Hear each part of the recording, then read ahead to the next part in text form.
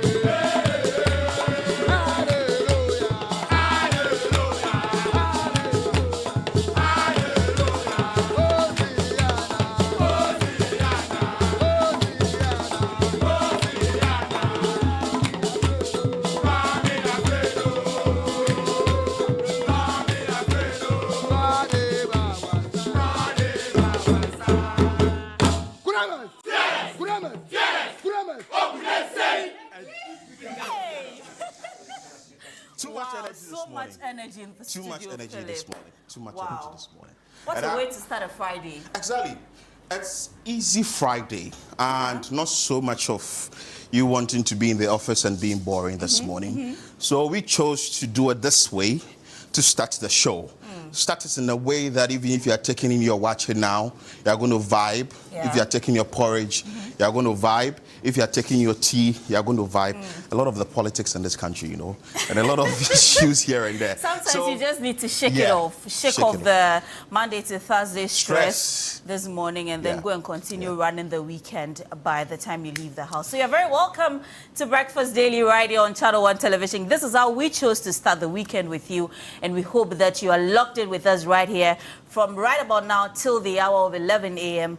We'll give you a great show. There'll be lots of interesting conversations right here on the show, as well as a lot of insight. So you'd want to stick and stay with us. You can join us via socials as well to be a part of the conversations in the studio. My name is Jifa Kedi Akoto. And I am Philip Nielat. And of course, we are not doing the show, only the two of us. We have another individual, that's Nana Tufo Boatin. But we'll take a quick break here. When we come back, we will get seated and the show begins.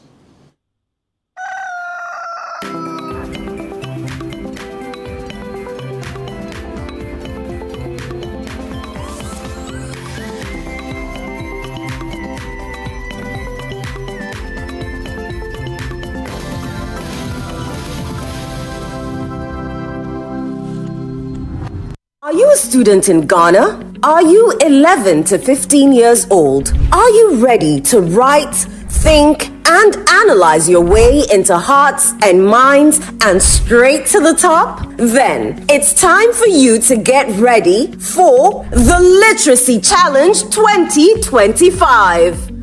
For Level 1, this year's big essay topic is, in not less than 600 words, discuss the effects of climate change on agriculture in Ghana. What challenges do these effects create for individuals, families, communities, and the nation? Suggest practical solutions to help all Ghanaians mitigate these challenges. Your essay must be in your own handwriting. It must be endorsed by a parent or a guardian. Add your full contact details. Deadline, Saturday, 26th July 2025. Submit entries to the front desk of Channel 1 TV or City FM, or mail to P.O. Box GP 14123 across Central. If you make it to Level 2 and go on to win Level 3, you will win 10,000 Ghana Cedis cash, a glitzy trophy, and bragging rights as the most outstanding all-round student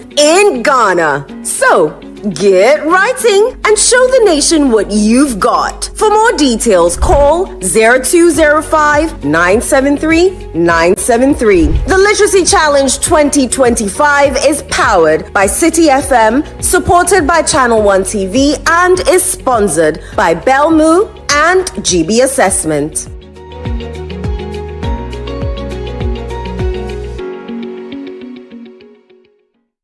He cheated on his wife 15 years ago, and now she's paying him back. He's lost her, but he still loves her. What should he do?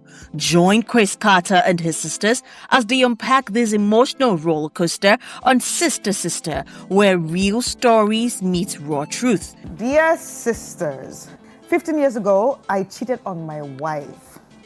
I'm not proud of it, but I was deeply unhappy in the marriage. After the affair, I tried to make amends, planned vacations, romantic gestures, anything to bring the spark back. On one of our trips, she met a woman. Let's call her Jane. Lately, I also met someone new. She's kind, warm, and I find myself falling for her. Sisters, I'm stuck between holding on and letting go. Please, what should I do?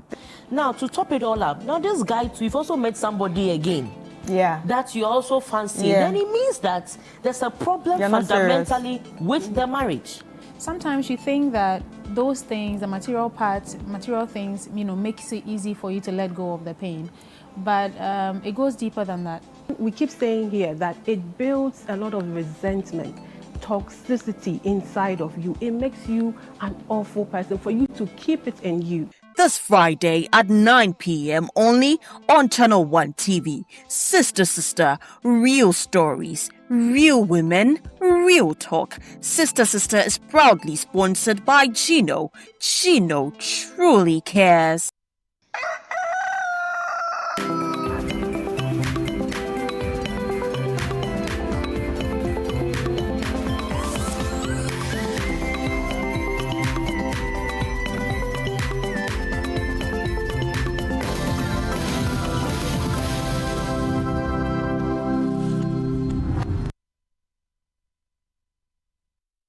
Alrighty, you're welcome back. This is Breakfast Daily here on Channel 1 TV.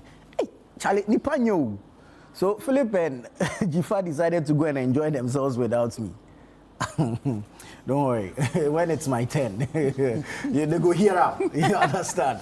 But it's a beautiful Friday morning, and what a way to start the show, as the two have already alluded to. So much energy. We hope that you ride on the back of this energy throughout the entire weekend. It's been a hectic week. It's been a busy week. Some good news in between, some bad news in between. But in all things, as believers of the faith, we give thanks to God Almighty for keeping us alive and bringing us into a beautiful day such as this. We hope that you stay with us throughout the entire show as we're running all the way till 11 a.m., bringing you interesting, insightful, educative, and informative conversations right here on Breakfast Daily. But are you a student between 11 to 15 years? Are you willing and ready? Are you interested in writing your way through the hearts and minds all the way through to the top? Then this is a super opportunity for you. The Literacy Challenge is back. All right? Literacy Challenge 2025 is back. 3 stages. Let's run you through the stage 1 and what is expected of you. At stage 1, you're expected to write an essay in not less than 600 words. Discuss the effects of climate change on agriculture in Ghana. What challenges do these effects create for individuals, families, communities, and the nation? Suggest practical solutions to help all Ghanaians mitigate these challenges. So that's the topic for this year. Now, there's a format in which your script should be. The script must be in your own handwriting. The script must be endorsed by a parent or guardian, and you should add your full contact details to the script. The deadline for submission of entries is Saturday, the 26th of July 2025. Saturday, July 26, 2025. So on or before, okay? We would not admit any entries after Saturday, July 26. So please do your best to put your pen to paper now and be sure to submit your entries on or before July 26. Now, you can bring your entries to the front desk of 97.3 City FM at Adabraka, or right here, the front desk of Channel 1 TV here at Tesano. And we'll be glad to receive them. But you can mail them via post. That's Ghana Post at the Literacy Challenge, P.O. Box GP 14123, Accra Central. P.O. Box GP 14123, Accra Central. That's if you are mailing it via post, Ghana Post. The Literacy Challenge, P.O. Box, GP 14123, Accra Central. Or you can just walk up to the front desk of 97.3 City FM in Adabraka, or Channel 1 TV at Tesano here in Accra. There's 10,000 Ghana CDs and a trophy up for grabs. And of course, you get to walk away with the bragging rights as the most outstanding all-rounded student in Ghana. So do your best to participate in the Literacy Challenge. Like I said, all entries must be submitted on or before, not after, on or before July 26, 2025. For the first stage of the Literacy Challenge. Then you move on to the second stage. There's a third stage, and of course, one individual will be crowned the ultimate winner, gets to carry away the 10,000 CDs, the trophy, and the bragging rights as the most outstanding all-round student in Ghana for the year 2025. All righty. All right, Nana, just before we get into the newspapers, let me remind our viewers that if you want to catch up with all the news and latest updates on what is happening in Ghana and around the world, you may want to do yourself a great service by going onto your Play Store. That's if you're using an Android phone, Google Play Store, and then download the Channel One News app and then catch up with all the live updates. As I said earlier this week, sometimes you're in a rush to leave the house, so you can't keep up with tuning onto your TV while we are live on the show. You can get all the updates so that you don't miss out on anything, so you don't have any excuse. So the Channel One News app on Google Play Store, and then catch up with all of that. All right. So now let's start with the papers. We have a number of them with us now. Let's start with the Herald, and on the front page of the Herald is doubt mounts mount over Atu Esien's presidential pardon campaign as injury and wheelchair claims questioned. Also, NPP members file injunction against delegates conference, but there's a question there that needs to be answered. Defense Minister pledges modernized military, and Ghana's NACOC deepens ties with Morocco on drug control and cannabis policy. Mustafa Hamid refutes OSP's 280 million Ghana cedis oil sector extortion claim, accuses Kisi Ejabin of shifting narrative. NPA engages stakeholders on tackling petroleum sector grievances. This is on the front page of the Herald. Right, I have with me the Inquisitor newspaper. It says, tracing the looters, Ken's man wanted, as well as Ghana Link rescues NACOC at KIA. We are not selling ECG, and that's by the Minister for Energy and Green Transition. Also, TCDA issues directive to all palm oil importers. That's what I have on the front page of the Inquisitor newspaper. I'll take you to the state-owned Daily Graphic. Front page says, Boko peace closer, Mamprugu overlord offers concessions. Boko peace closer, Mamprugu overlord offers concessions. NPP delegates conference tomorrow. We've not been served by any court. That's attributed to Richard Ahiagba, Director of Communications for the New Patriotic Party, NPP. Then you have expedite $125 million ratification for Via Dam rehabilitation, World Bank to MOF, that's the Ministry of Finance. Expedite $125 million ratification for Via Dam rehabilitation, World Bank to Ministry of Finance. 20 illegal miners perish in cave mine at Achim Wenchi. 20 illegal miners perish in caved mine at Achim Wenchi. I'll jump to the back page real quick. Yes, you have that Achim Wenchi story there. I raised issue with it over the week because when the rescue efforts were underway, we understand some youth massed up there thwarting the efforts of the authorities as they go about the rescue mission. And it didn't make sense to me one bit. Wow. What could be in the pit that they do not want the authorities to see? Yeah. For which reason you are stalling them from rescuing your own colleagues who are trapped down there.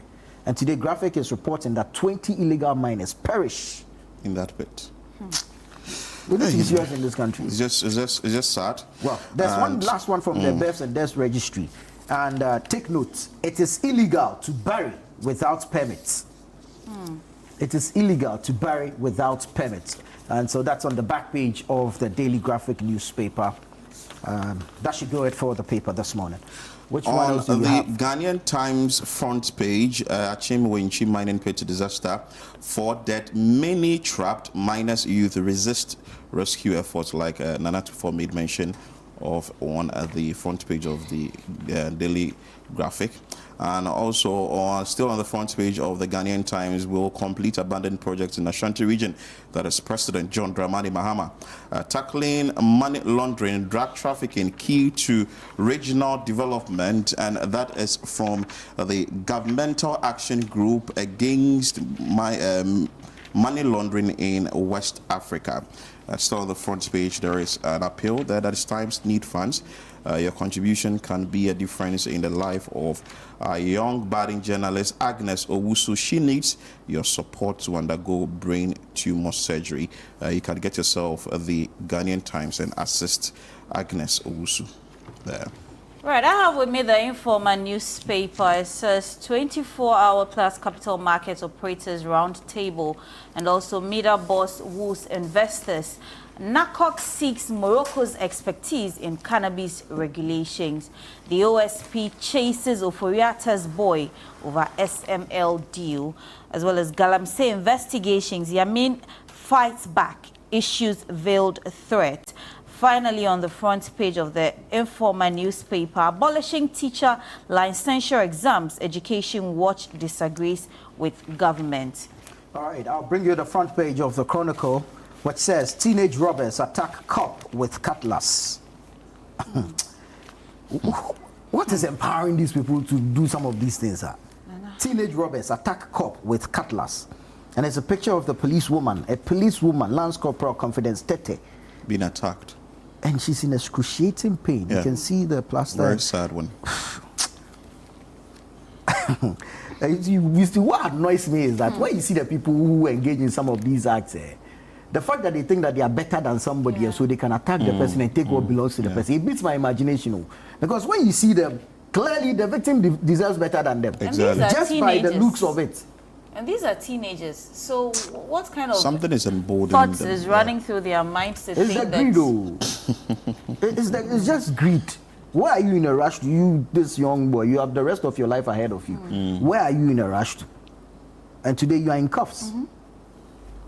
Maybe society is also influencing a lot of these young people, especially with how people are making money with the vehicle they drive, with what they show off on social media, with attention that some unexplained wealth is getting. So. I agree with you, but then also, I mean, individual discipline comes to play here. It has a lot to do. Some of us, if we tell you where and how we grew up, and the kind of things we're exposed to, we shouldn't be sitting here. Exactly. In this case, I don't think it has to do with individual discipline, even though that's also a part of it, but parental guidance here, because these are teenagers. They need, or I don't know if they lack parental guidance to say peer pressure. We do not know if they are with their parents or how they are living, or exactly. But like I'm saying, individual discipline. It's never where you are, but who you are. You are, You get it? It's never where you are, but who you are. And who or what you want to be. The choice is yours. Listen, this world, the one thing that's a constant is that you always have an option. You always have an option. You chose this path, so you should take responsibility for it. For your choice. You get it? Yeah. Anyways, other stories on the front page says Ablekuma violence is a serious assault on our democracy. That's attributed to Osahene. The minority leader in parliament, Alexander Fenyomarkin. And then there's a final one on the top right-hand corner of the paper that says educationists jailed 48 years for defiling 7-year-old people. Wow. You see, this is the madness. When I see these things, I get angry. 7-year-old.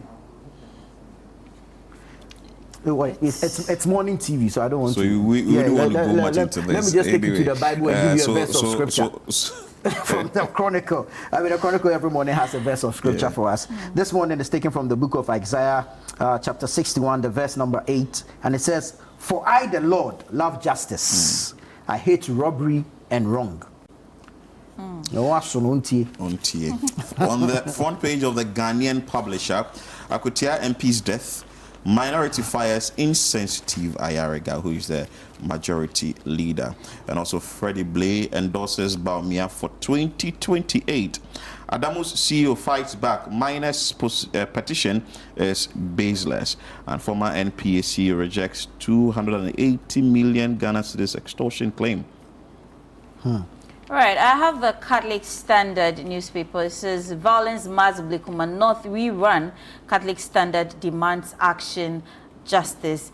Ghana bishops lead call for peace through youth empowerment, as well as the Catholic Standard boards meet apostolic nuncio, mission, media, and renewal in focus. Please, Ghanaians, do not play with the power of water.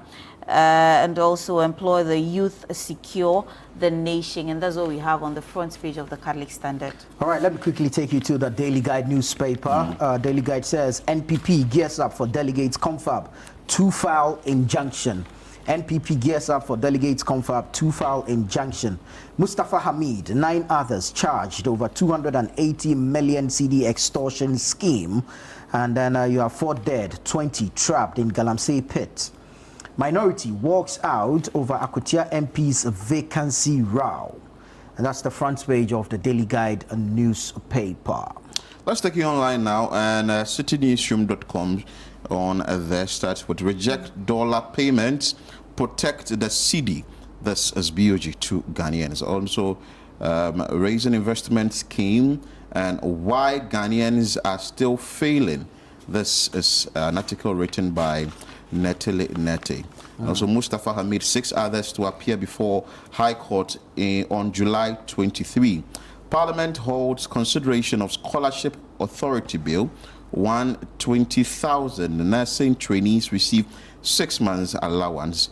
This is coming from the Health Ministry. So if you have a nursing training who is your friend, please, I'm telling you, 6 months allowance has been paid. So you can contact them now. Anyway, so Ghanaian students in Memphis face eviction, appeal to Mahama for help. Scholarship Authority Bill not being rushed. Parliament's Education Committee.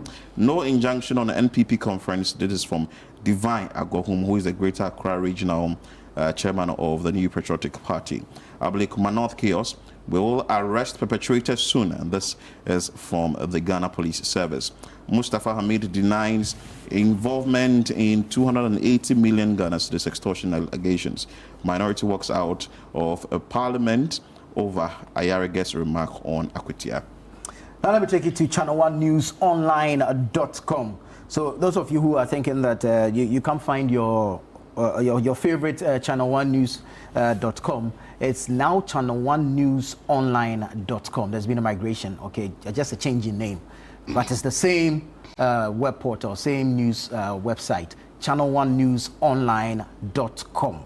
All right, so pick your tablets, your phones, turn on your laptops, and then, of course, go to channel1newsonline.com. There's been a change in name, but, of course, the content, the data, the facts remain same.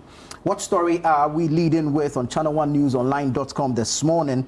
And COPEC is here speaking, saying that audit UPPF, review NPA operations. So COPEC urges a government, audit UPPF, review NPA operations. COPEC urges government. No pilgrim was left behind. Hajj Task Force clarifies. No pilgrim was left behind. Hajj Task Force clarifies. 462 million cedis paid out to nursing trainees nationwide. 462 million cedis paid out to nursing trainees nationwide. Divine Agohum sat with Enosafo on the Channel 1 newsroom last night. A number of stories came out of that interview. This is one, as carried by channel1newsonline.com. NPP's trust in police for delegates conference not absolute. NPP's trust in police for delegates conference not absolute. That's according to the Greater Accra Regional Chairman of the NPP, Divine Agohum, who doubles as the chair of the accommodations committee for the National Delegates Conference.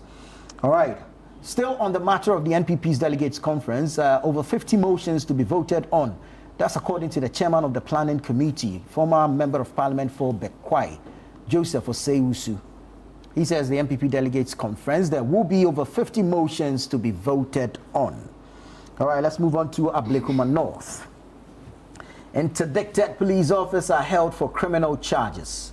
We understand a pair statement released by the Greater Accra Regional Command of the Ghana Police Service. He's been charged with assault.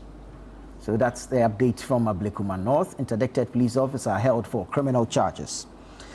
Fast-track mediation in Boko conflict. Mahama to stakeholders. Fast-track mediation in Boko conflict. Mahama to stakeholders. 280 million CD extortion allegations false. That's according to Mustafa Abdul Hamid.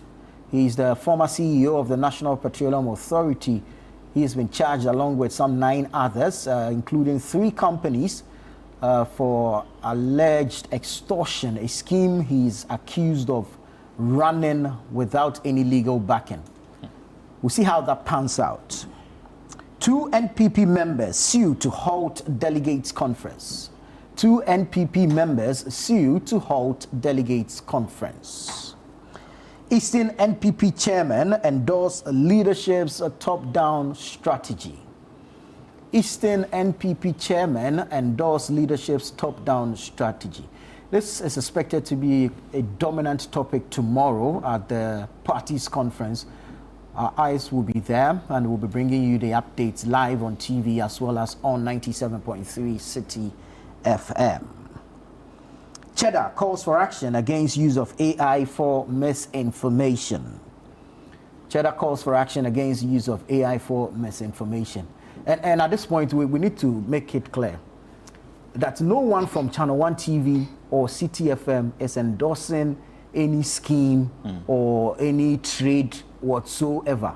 So all those videos and pictures and posters you are seeing with faces of personalities from Channel 1 TV and City FM with some voice underneath suggesting that you can engage in a certain trade or you can buy in whatever, please ignore. Shine your eyes, because we have a television station, we have a radio station, we have several online platforms. If we want to engage in trading, we know how to do it and make it official. Please, Bernard Avila is not trading in anything or promoting anything. Umaru Sanda Amadu is not promoting anything or trading anything. Eno Safo is not trading or promoting anything. So please beware. All those videos are AI generated and it is pushing somebody's illegal agenda. We have nothing to do with it. So please be careful and please be minded. We beg you. There was one like that. Somebody drove to City FM at Adabraka to ask whether what he has seen on social media was true about an investment scheme that claims that Bernard Avila was behind and also reached the last sky. An AI-generated video that was going around. So I think this caution is very important. It's important. They tend to deceive people, and as soon as you push your money in there, it's locked. You will not hear from the people again. You are not going to get your money again, and it tends to tarnish the image of the figure they are using. So I think it's very basically important. using a credible face to engage in a whatever scheme or scam it is.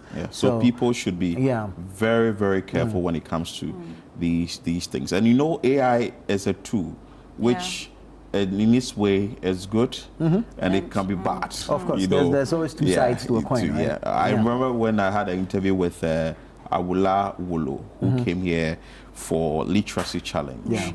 A very astute writer when it comes to that space.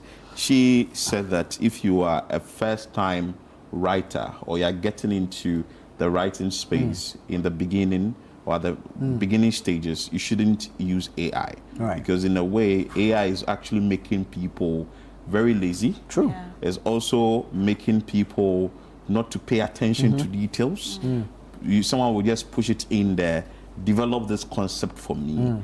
AI generates it. The person will not read through. I think maybe our viewers would have to engage us what they make of this day and age, AI, and also how the conversation or how they think AI should be used. And if they think that people also claim that AI is taking job from a lot of people. So that I do not agree. Proofreading, I do not agree to that. You do not agree? I do not agree. Proofreading, when it comes to its usage, there is a good way of using it. Is it Maximus Metogo? Maximus Metogo. Yes, he sat here during the City Business Festival month and spoke extensively about how to engage or use this AI and all that. And I think he also held a workshop for it and all that. So it has both sides. I come from a point where I feel like as Ghanaians, so us from this side of the world abuse almost everything. True. Because if you go to the people who understand how AI works, the generators or the developers, they maximize it, they use it beneficially. Meanwhile, when you come here and you go on social media, I've seen people create unnecessary, meaningless videos Yes. with AI. Yes. Meanwhile, is a tool to help working and learning be very seamless and smooth. And AI can help you do a lot of things at ease. Yeah. Even though when you look at the other side of it, it can also make you lazy and, as you rightly said, not think on your feet. There was a post I saw on social media the other time saying that it's been, per research, it's been detected that a certain percentage of people are now depending fully on AI to operate daily. So it makes their mind or their brain dormant because you know that, oh, I have a tool, I have an assistant that I can go to. All you need to do is input a prompt and then everything Even is... in schools. Yes, people are using AI for assignments and all of that. It is good, but if you are abusing it and you're not using it well, that's when it becomes an issue. But so funny how it can be detected. That you use AI to, you know, AI has some words emphasized. It has some specific words that you know that as soon as you when generate, you check the write-up or how it You is. can use AI to detect an AI-generated material. Really? Yeah. I sat in a meeting yesterday, and one of the participants in that meeting was AI. Oh, really? Yeah. Guess what the AI was doing? What was it doing? The AI was sitting in the meeting just to take notes. And so by the time we were done with the meeting, the notes had been generated. Really? Yeah. Wow. AI is a tool to assist in the execution of a project. AI is a tool to assist, Okay. not to execute the project. You understand? So when you say there's, people are skeptical about AI taking away their jobs, me, I do not agree. The future is not for AI. Okay. The future is for people who know how to use AI. You get it? So we are in a time period where these are the tools that are available to us. You don't sit back and complain. You learn how to apply or to use those tools in your day-to-day activities. You get it? It can help you, okay, better your lot in whatever endeavor or field you find yourself. But you don't leave the work to AI. You get it? In our space, say for example, what we do here, we have something we call News Measure, right? Now, if you do an AI-generated script for News Measure, what you're losing is the human effect in that script. Mind you, the script is supposed to communicate and sell a product or a service to a human. You get it? So if there's no human touch in there, what have you done? Beautifully crafted script, but no impact. And so you, the human being, put together the script and then have AI edit it. Okay. It's as simple as so that. you direct how AI goes with it. Garbage yeah, out. it's true. Oh? Yeah, exactly. Anyway, we are going to take a break at this point. When we come back, I mean, we just started the show. We are here till 11 a.m., so do stay with us. We'll be back with more conversations and, of course, some good music later on in the show from the band. We'll be right back.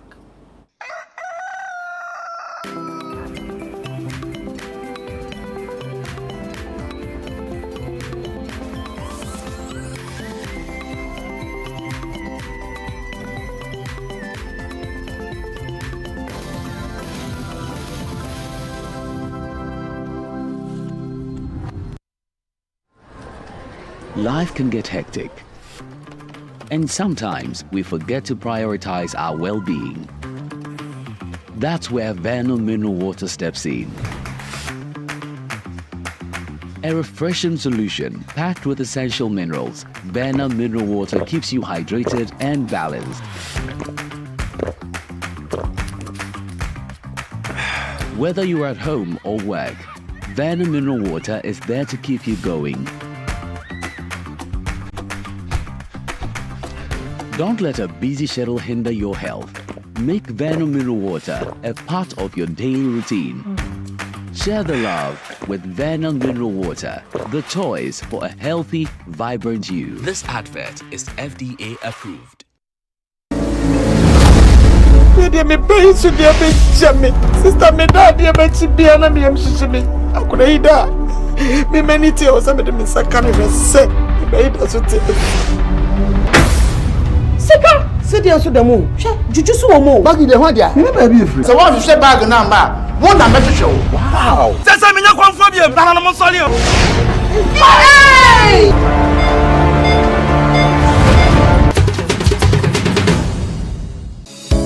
Drowning in deadlines, data running wild? Let's fix this together. Join the evolution, join the sharpest minds in HR at the HR Connect Conference 2025 on August 8 at the Marvin Peak Hotel, Accra, under the theme Empowering HR Excellence, Leveraging Data, Resilience, and Wellness for a Thriving Workplace. It's not just another conference, it's strategy, tech, wellness, and a few smart laughs too. Panels, keynotes, real talk, and real solutions. Let's lead, connect, and transform the way we work. For further inquiries and bookings, please call on 0541 222 365 to secure your seat. HR Connect Conference 2025. Lead, connect, transform. Are you a student in Ghana? Are you 11 to 15 years old? Are you ready to write, think, and analyze your way into hearts and minds and straight to the top? Then it's time for you to get ready for the Literacy Challenge 2025. For Level 1, this year's big essay topic is, in not less than 600 words, discuss the effects of climate change on agriculture in Ghana. What challenges do these effects create for individuals, families, communities, and the nation? Suggest practical solutions to help all Ghanaians mitigate these challenges. Your essay must be in your own handwriting. It must be endorsed by a parent or a guardian. Add your full contact details. Deadline, Saturday, 26th July 2025. Submit entries to the front desk of Channel 1 TV or City FM, or mail to P.O. Box GP 14123 Accra Central. If you make it to Level 2 and go on to win Level 3, you will win 10,000 Ghana cedis cash, a glitzy trophy, and bragging rights as the most outstanding all-round student in Ghana. So, get writing and show the nation what you've got. For more details, call 0205-973-973. The Literacy Challenge 2025 is powered by City FM, supported by Channel 1 TV, and is sponsored by Belmu and GB Assessment.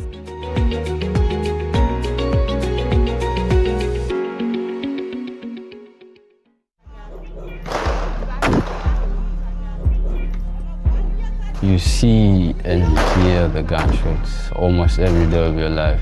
In Cape Town, 79 children were killed in just 3 months. You should need justice, man. A community fights to stop the violence. But is there a way out? BBC Africa Eye, inside Cape Town's gang wars.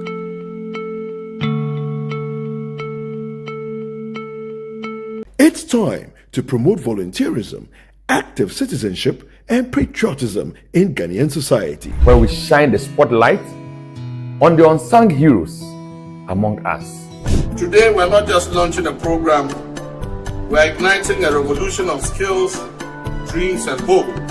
On Volunteers TV, we highlight and celebrate people and groups that are great examples to us all. Every single region in Ghana, we're doing something. Good. So no one's being left behind. Over 800 kids that come to school, so having an extra classroom, extra resources will be really, really beneficial. If you're a volunteer, you're actually serving because you are giving up your time and resources for nothing in return. Volunteers TV, Sunday at 6:30 p.m. only on Channel 1 TV.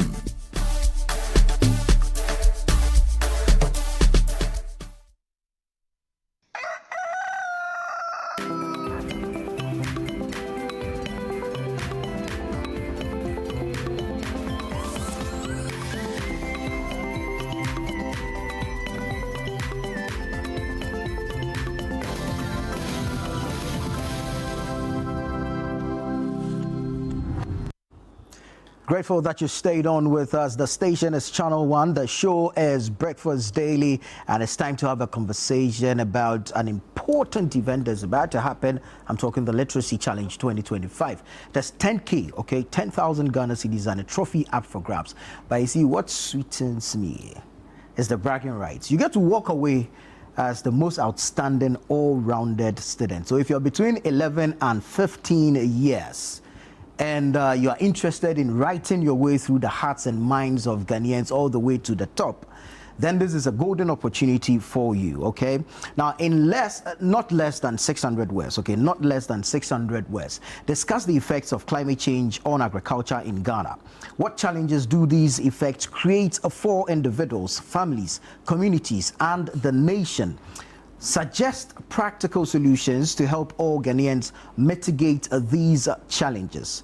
The script should be in your own handwriting. The script should be endorsed by a parent or guardian, and you should add your full contact details. Submit your entries on or before July 26, not later than, not after, on or before July 26, 2025.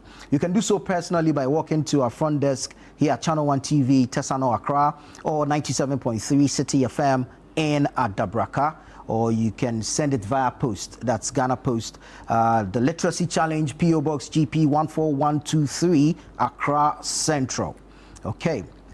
The Literacy Challenge is brought to you by City 97.3 FM with support from Channel 1 TV, and proudly sponsored by Belmu and GB Assessments.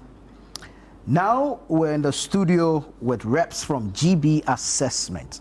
They are here to share some insights about their organization, open themselves up to you and tell us why they are part of the Literacy Challenge 2025. I have two ladies and a gentleman sitting with me. Vida Usuaban, Sales and Marketing Lead, GB Assessment. Good morning, good to have you. Next to her is Portia Adibleku, Partnerships and Special Projects Lead. Good to have you as well. Emmanuel Ashale Jani is our Operations Manager at GB Assessment. Looks like you've joined me, so we've balanced the whole thing. I understand. Good stuff, good stuff. Anyways, ladies and gentlemen, how are you doing? We're fine. We are keeping Right. How's GB Assessment doing?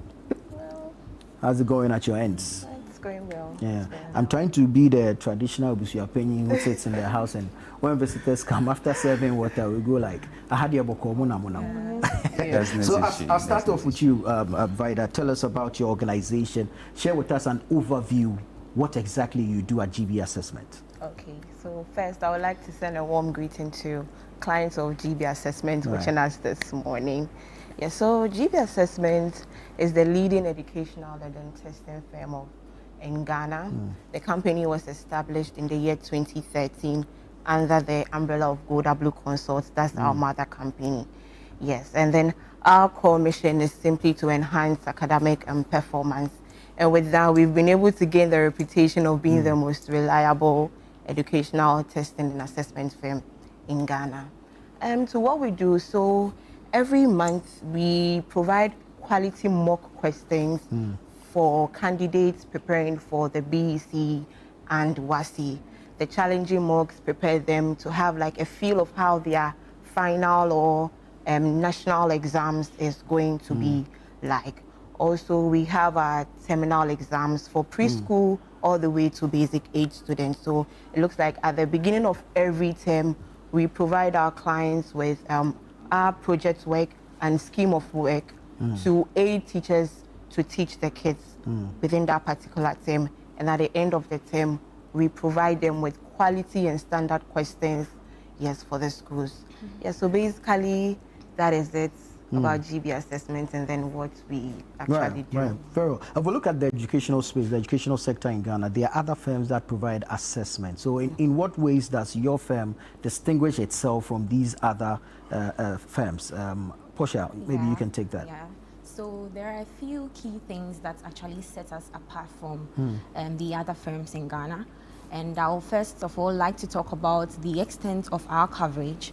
Currently, we are working with over 3,000 schools, including 60% of the top performing schools in Ghana. Over 3,000? Yes, please. Wow, Over that's 3,000. huge. You have the capacity for that? Yes, we do. Wow. Yeah. And aside that, when it comes to our services, we are very reliable in terms of certain error-free questions to standardized questions to even talk of our delivery services. They are seamless ones. We make sure the schools receive their packages or their questions before the set date of the exam. So these are just a few things that set us apart from the other firms. Right. Ima, let me come to you. The women have spoken about what your core mission is and what sets you apart from the others. Now, I want to believe that the mission is geared towards achieving something, right? So what notable achievements have you made? For which reason a firm or a school out there, clients out there, should look out for GB assessments when they want an assessment firm? Okay, so GB Assessment as a company that highly believes in enhancing academic performance of students. Over the years, as part of our corporate social responsibility, we've been able to identify in some deprived areas in Ghana schools that we are able to provide monthly challenging mocks to, because we believe that they also need to get same opportunity as those in Accra and other improved areas. And to add up, during the COVID-19 lockdown, when teaching and learning physical was not in section, GB Assessment took it upon itself to organize free virtual mock for students at home. And it's covered entire of the country, and over 200,000 students benefit from it. And also, GB Assessment at that time was not engaging senior high schools in terms of business. However, we believe that out of class doesn't mean out of study. So to that extent, we're able also to organize free virtual mock for the WASI student. And the truth is that during that period, the performance was very high, and we believe that we contributed highly to that effect. Wow, I like that. Out of class is not what? Out of studies. Out of studies. Beautiful, beautiful. Right. So currently, what are you working on? Is there a project that we should be looking out for? Yes, yeah, yes. As we all know, these days, I think our students have become fond of the examination leakage, which is commonly known as the apple. And the devastating thing about this is that individuals have come up with dubious ways to exploit these students. So as a consigning firm, we came up with a campaign which we themed Examination Integrity Campaign. Okay. So this campaign is aimed at combating malpractices in our current education. So during this BEC, we came up with flyers. We titled the flyers Do's and Don'ts, educating the students on the things they should do and the things they shouldn't do as candidates. Right. Yes, and even after the BEC, we went on to continue with our campaign. But this time around, we shifted our focus to tracing of scripts and then alterations of their grades. So if anyone is out there thinking you're going to pay money to someone to change your grades, we want you to know that it is fake. They're only going to take your money and you are not going to get any result of that, whatever they are talking about. Yes. And then, so currently that's the campaign we are working on. Very well, very well. Right now, since you're into sales and marketing, let me ask about your clientele. Who makes up your clientele? Are we looking at private junior high schools? Are we looking at public junior high schools, senior high? Who are we looking at? So actually, basic schools like private and then both public and then private, yes. Yes. And currently, you say you reach out to about 3,000? 3,000, over 3,000. How do you manage that? How do you go about it? So you know, for us as a company, we believe in professionalism. Right. We believe in excellence, and we believe that that is what is pushing us harder, and that is what is getting schools to get us engaged. And we can talk of schools like the top performing schools in Ghana. We can talk of Hillview, we can talk of Tinkabella, and all of you. So we believe that is the error-free questions we come up with. and also the quality and standard of our question. But before that, let me tell you this story. When I was in JHS, I attended a government school and at Community 5 number 1. Tema Community 5. Hey. And Okay. and I attended Tepas. Tepas. Oh, Yeah. wow. My parents. Yeah. Okay, so it was obvious that during those times there's this classification of Apo, and all that. But I've come to believe. Remember the one that comes at dawn. You understand? Sometimes they call it black work and all this. And that notion changed when I joined GB Assessment. I realized that no, getting the right people, expertise to be able to analyze questions, be able to know what fits into the curriculum. Because you realize sometimes you get some scripts from other schools and you realize, oh, this is out of curriculum. This is not what they are supposed to learn. So if the child learns chunks and go to sit at the BECE, definitely the child will write chunks. But you have to direct the part of the child. And exactly that is what GB Assessment does. So every school that gets to taste our service never goes away, stays and even do referrals. So we believe highly that even with the number Vida has mentioned, we are going to triple that by the end of this year. Awesome. I just want a bit of clarification on the your assessment. Okay, the questions that you supply these schools or your clients. You don't only generate the questions to mimic their final exams, but it's also to shape their thinking and also prepare the student for the final exams. That's what you do basically, right? Okay, so now let's look at how frequent is it? Are you running like, is it a semester? No, not a semester at that level, no. So is it every term? Termly based, yes. It's on a term basis? Yes. Right. But for the mock? For the mock, monthly, yes, monthly. That's monthly? Yes. Awesome. All right, let's look at literacy challenge.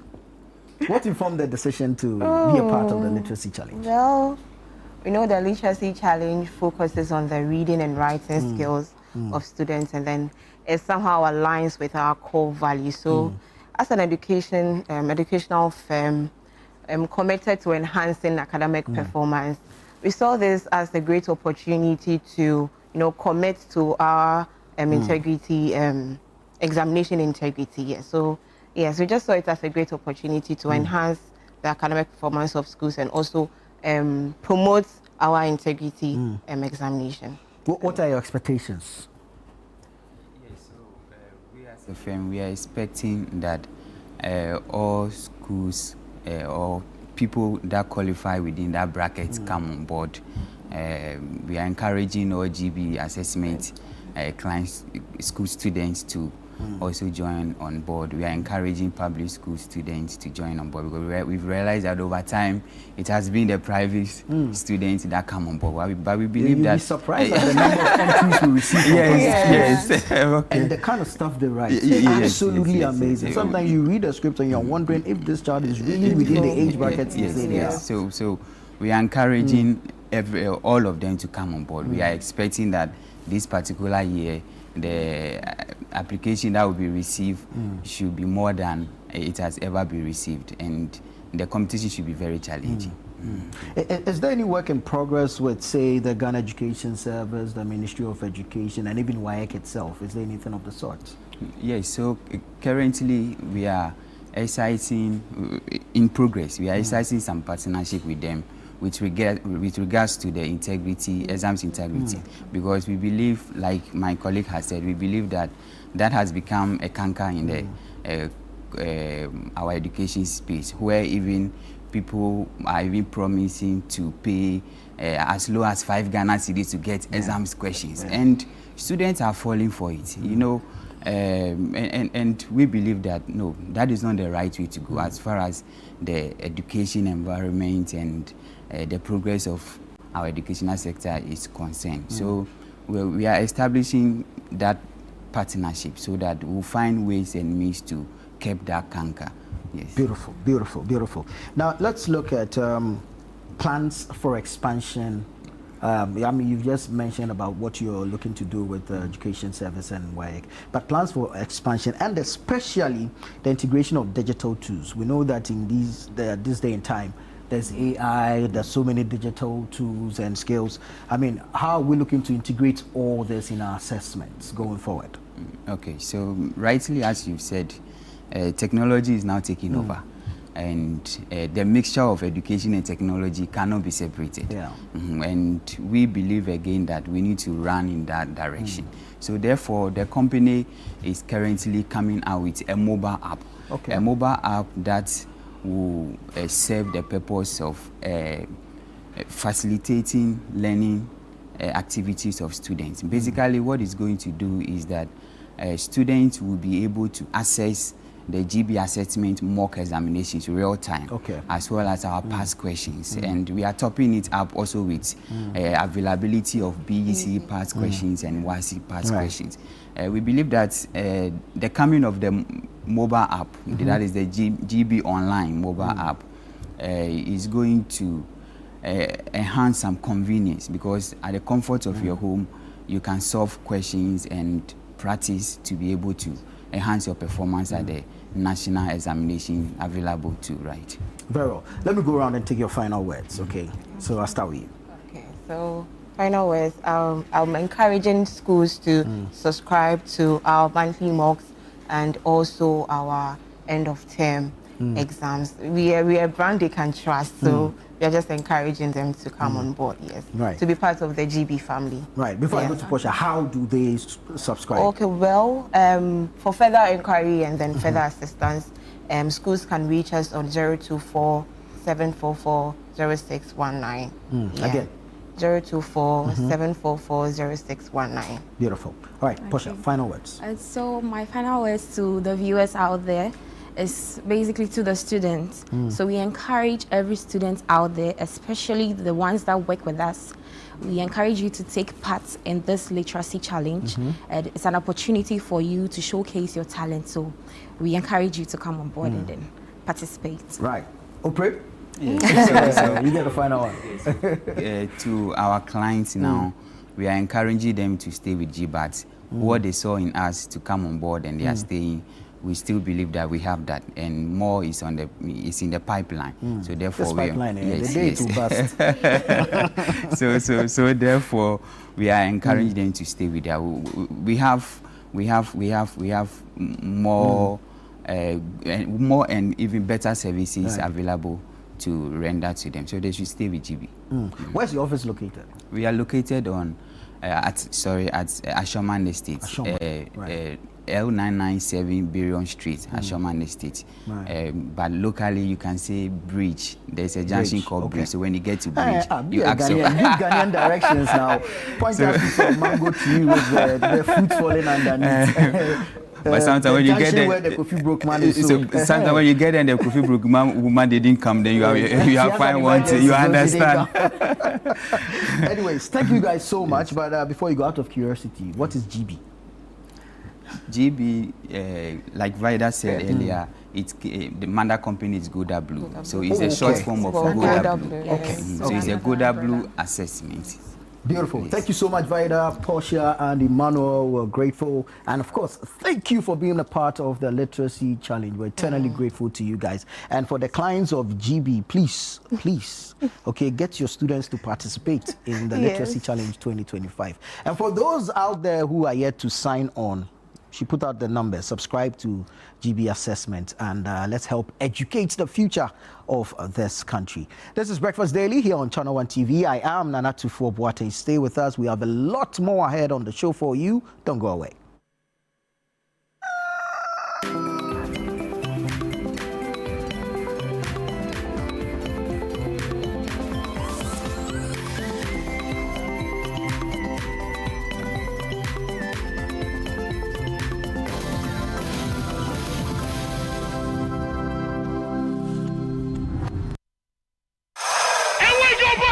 Let's get into the world of sports like never before. You know how we do it on Fridays. Join us every Friday at 7 p.m. on 97.3 City FM for Sports Panorama, your ultimate destination for all things sports. One of the biggest scandals in this country's history. You can't spend 250 million USD and come out with that. Blasters Auto Adwo From the thrill of association football to the excitement of basketball, tennis, athletics, and even emerging sports, we cover it all. Whether it's the Premier League or the latest NBA showdown, we bring you the stories behind the stars. Getting an opportunity to become a national team coach, you should understand the politics around football. And don't miss the prayer of the rabbi. Joe was Zebaut. How Zebaut there? Zebaut won Chaboke Walako. We're not just about the games, we're about the community. If you are going to be given this kind of treatment, then you need to be that guy. When I look at him play, he is not it. Or when it's time for Don't Call Me. Moria Piki, Piki. Join the conversation as we connect with fans across the country and beyond. Want the latest updates? Send us your thoughts and we'll feature your comments live on air. And remember, we like to hear your predictions for matches and your thoughts in general. Think you know who's going to win? Let us know. Big shout outs to my YouTube people. Tune in every Friday at 7 p.m. only on 97.3 City FM. Sports Panorama, where sports come alive.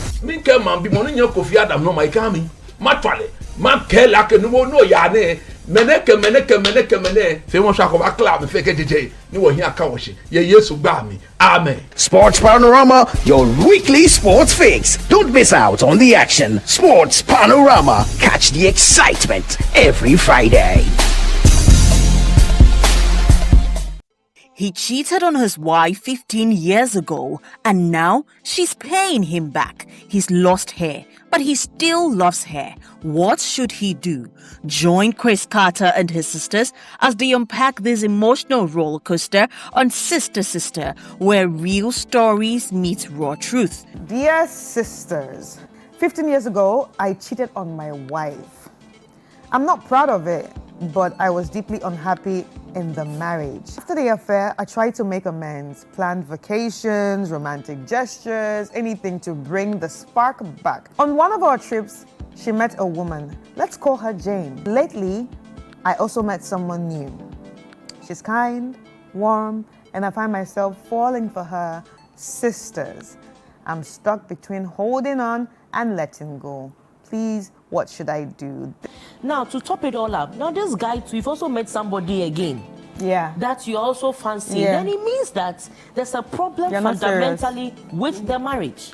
Sometimes you think that those things, the material parts, material things, makes it easy for you to let go of the pain. But it goes deeper than that. We keep saying here that it builds a lot of resentment, toxicity inside of you. It makes you an awful person for you to keep it in you. This Friday at 9 p.m. only on Channel 1 TV. Sister Sister, real stories, real women, real talk. Sister Sister is proudly sponsored by Gino. Gino truly cares. Still on the old My DSTV app? Time to make the switch. And yes, it's as easy as it sounds. Just download the new My DSTV app and log in as you normally would. Everything you need is right there. Your account, your settings, your offers. It's a smoother way to pay, upgrade, reconnect, or clear errors. All in fewer steps. No hassle, just more control in less time. Download the new My DSTV app, made to make it easy.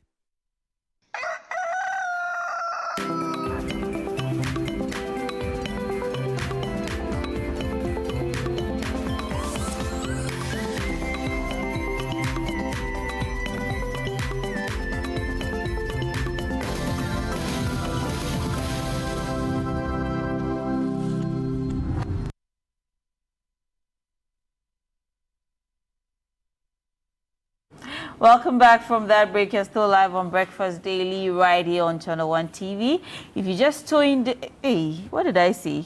If you just watched, you've not taken ET this morning. You need some tea. You need some tea in your life. Some tea. Hey, Minister, you need some tea. You see the energy from the dancing this morning. You're too charged up. So exactly. Anyway, let me continue. If you just tuned in, you're welcome. Stay locked with us because it's going to be an interesting conversation. This is the part of the show where we allow you to call in and then share your thoughts with us. We're about to have a conversation. You know, it's a two-way affair. So you are the other end callers, and then we get to talk about conversations or topics that we'll ask you, and then you know how we do it. So this morning we are talking about the literacy challenge. As Nana said, or he just finished an interview, he mentioned that the literacy challenge is back, and is back for good. This year, it's very, very simple as always. We are asking the participants or the contestants to write in not less than 600 words. They should discuss the effects of climate change on agriculture in Ghana. What challenges do these effects create for individuals, families, communities, and the nation? Suggest practical solutions to help all Ghanaians mitigate these challenges. Make sure that your script is handwritten and in your own handwriting. As I said, the script must be endorsed by your parent or your guardian, and also add your full contact details to the script.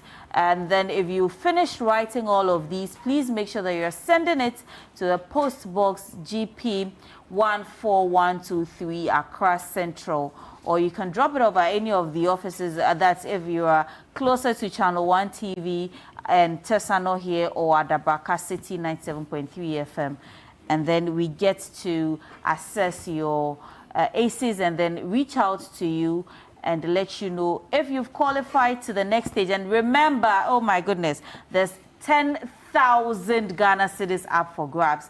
And of course, the bragging rights of being the 2025 Literacy Challenge winner, and a trophy to go back into your school to boast and to show off all that you can. So quick, hey, I miss quick. It looks like it. Nana, Nana, as I've just ended the conversation or the topic on literacy challenge, this morning we're about to talk about literacy challenge, and I want to ask you guys, even just before we open the phone lines. Don't ask me now. I'm in Paris. Oh, why not? But I'm sure that while you were in school, you had that morning, you know, sometimes when it's math and it's mental, you dread it. Or when you know that, oh, there's going to be that English teacher coming up to do some dictation or some essay writing, write a letter to your uncle in abroad, telling him about some challenges you are facing as a nation and then how we can curb them. I thought say your favorite food. Exactly, all of those how things. To prepare your favorite food. All of those things. Kibo Gary.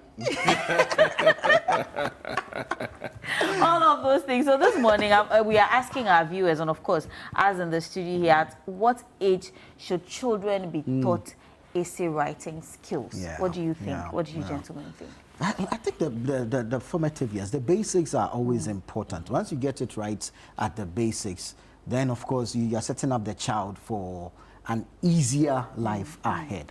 So I think as soon as possible, as soon as the child is able to comprehend reading and writing, he or she should be taught the skill of essay writing. Okay, and there should be available material that will, push the child's interest in essay writing. You see, the thing is that if you're writing essays, what you're doing is you're not only crafting words beautifully or stringing words together into an essay, but you see, you're pushing the cognitive ability of the child. You're pushing the critical thinking ability of the child. Because say this topic on climate change, its effects on families, individuals, the nation, and then you have to suggest possible problem solutions. Solving in there somewhere. You get it. Well. So you are teaching the child the ability to identify a problem. At the same time, the ability to establish a solution or to come up with a solution to the problem. And so you are pushing the cognitive limits of the child as well as, pushing the critical thinking ability of the child. So for me, I can't put an age to it, but I'd say that as soon as the child is able to comprehend reading and writing, essay writing should be inculcated in whatever curriculum or whatever it is, and the child should be made to develop an interest. Because you can force a horse to the riverside, but can't force it to drink. So if you do not create the environment for the child to develop an interest in writing, then it's going to be difficult, irrespective of how much force you apply. So create the environment surround the child with available reading material that will challenge them to develop that interest. Okay, I read this, I'm fascinated by this, I hope I could write like this. Then you are developing an interest in the child to be able to begin to practice their writing skills, and then they can take it from there. Now, just before, very well said, but just before Philip comes in, you can call us if you want to join in the conversation. The phone number is 0302-784-969, 0302-784-969. If you want to send a WhatsApp message as well, because maybe the phone lines may be engaged, you can do that via the WhatsApp number 020-444-7033. Philip, you didn't get to give your submission before our first caller joined us. So let's speak to Ransford from Winneba. Hi, Ransford. Hello. Good morning. Thank you so much for joining the show. Good morning. Thank you as well. All right. Share your thoughts with us. At what age do you think children should be engaged or taught writing skills? Yeah, in the first place, thank you very much for the opportunity. And I think I totally agree with Nana 100%, because that was initially what I was about to say, and then he has been the first person to come out with that. What do you think? That suggestion. So, as soon as possible, the child is able to read and then to write.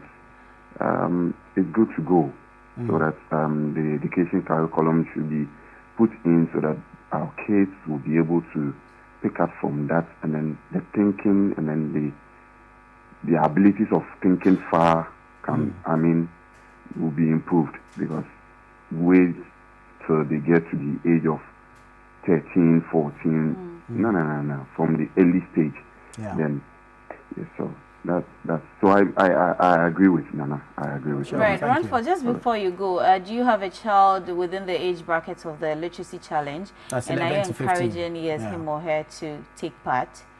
Yeah, I do. I do. So we'll be expecting your S's then. Sure. All right, thank you. Right, you're welcome. Okay. I like the fact that parents are interested or involved when it comes to the growth of a child. Normally, you'd find people say it's the duty of the teacher. The teacher has to take care of the child. The teacher is supposed to take the child through the process. But with the involvement of the parent, the child goes far. Because you are spending some time with a child. Maybe the child is waking up early morning by 6, by 7, 8, he or she is in school, will stay to 4 p.m. You go and pick the child home, and even some children will now go to the shop and go wait for their parents and all that. If the parent is out of the equation, there's a problem. So the duty, like what we were saying recently, now the PTA is back. Parent-teacher association. So if the children notifies or sees that, oh, my parent is involved, or my mom is involved, my dad is involved, my guardian is involved, then maybe the child is going to take it serious. But another issue to us, are we looking at this for children in the rural areas, or are you looking at this for children in the urban areas? Mind you, yourself and I, we've been on this show, we've had conversations on schools, institutions that are in very deplorable states. You see, so it's a whole... It's a conversation that needs to be had. It's a big thing we need to fairness, equity in distribution, and it's a big conversation that needs to be had. Philomena from where again? North Kanishi is joining us. Yes. So Philomena, what do you think about the topic, and what is your comment? Yeah, this is an interesting topic, and then we all have to involve ourselves in, because gone are the days, all these opportunities were all given to us. Right. Currently, if we have this, we have to embrace the way, because as you clearly said, Nana, that it will make the kids be critical thinkers, not even critical thinkers alone, but it will also shape them to be problem-solving individuals. Because when they grow up and there is an issue in front of them, they will know how to find solutions to it. So first of all, they'll be able to identify the problem, analyze it, and then solve it. So this is a good call. We all have to embrace it and then give an applause to those that are behind it. Thank you so much. Are you a teacher or a parent? I'm a parent, please. Oh, okay, so you are not a teacher. Not. But you are very much involved when it comes to your Exactly. Because when my child comes home, I sit down with her and go through with her work and make sure that everything is done accurately. And I'm so passionate when it comes to education. Right. Because myself, things I wanted to do, I couldn't get a chance to do. So if I wasn't able to do it, then it means that I have to impact that in my child. You understand? Yeah. So when it comes to education, it is one of my passions. Right. Yeah. Thank you so much. Thank you so much. We are Thank you grateful. so much. But you You're see, welcome, the Nana. best legacy you can leave your child is when you educate that child, or what the impact you have on the child. So in all this, when you are looking at how to start the essay writing and all that, the child can learn in school, but the parents, you have to be involved. And it's important, the involvement of parents in the education of their children. I'll tell you a story. See, my beautiful Ohima is writing exams, right? So yesterday I was asking the mom if we have the timetable so that we can do revision at home. Yeah. Because growing up, that's what I remember. We do revision before the exam the next day. And it's funny, it was yesterday that I got to know that my wife is actually heading some WhatsApp group of parents in the school. Oh, really? and I was so excited about it. And you see, the beautiful thing about being part of your child's education is that when you, especially with our busy schedules, right? When you get home, and even if it's homework, and you're going to be doing that homework for, say, just 15 minutes, it is just you and the child. So although you are teaching or you are helping her to do the homework, you are bonding. That's what people overlook. People might not consider it, but it's absolutely fantastic. Those 15 minutes of doing the homework together, or maybe reading a bedtime story, there's such an amazing bond that you establish between you and the child. And you know, that bedtime story also helps the child to get vocabs. So the child says something, uses a word, and you're like, hey, where do you get this word from? Subconsciously, it just sticked. When you mentioned that word in the bedtime story. I think it's very important. So I was thinking about something. You know, growing up, I don't know about you, not that you're so old, but I'm sure maybe you might have seen it. Sorry, my apologies. But what I mean to say is that hold on, let me just finish. You know, we had junior graphic. Yes, there was Did you have junior graphic at your time? There was junior graphic. I remember junior graphic. Okay, that's But is it still there? I think it's still there. I haven't seen one not in a while. Where we write our stories. Exactly what I was going to get at. But just before that, let's speak to Nana. Hold on, don't take offense. Hold on, let's speak to a caller from the Volta region. Hi, good morning. Good morning. What's your name? Raymond. Raymond, thank you so much for calling us all the way from the Volta region. Which part of the Volta region are you calling from? Germany, precisely. Oh, that's a town after my hometown, actually. I'm from Palimedugan. Yeah. So, good morning to you once again. And the people of Germany. Yes, exactly. Anyway, share with us, what do you think about this? What age do you think children should be taught essay writing skills? I can't hear you well. At what age do you think children should be taught essay writing skills? No, actually, maybe from 8 years away. Because even at the primary 1 and 2, we try to let the student know how to write myself. All those, that is the starting point. Myself, my name, my hometown, all those is the starting of the essay writing. Right. So, as primary 2, 1 that way, it's good that the children start. Raymond, do you have a child? Do you have a ward you're taking care of, or say, are you a teacher who is encouraging their students to take part in this year's literacy challenge? Yes, sir. So, are your essays done? Have you cross-checked all the, necessary points and all of that? Yeah. When are you sending the essay over, though? Is it? When are you sending the essay over? Now that she has finished it, I'm crossing through and checking the mistake and correcting her for the meantime. Please do, because you don't have so much time. Okay. Thank you so much for calling. You're welcome.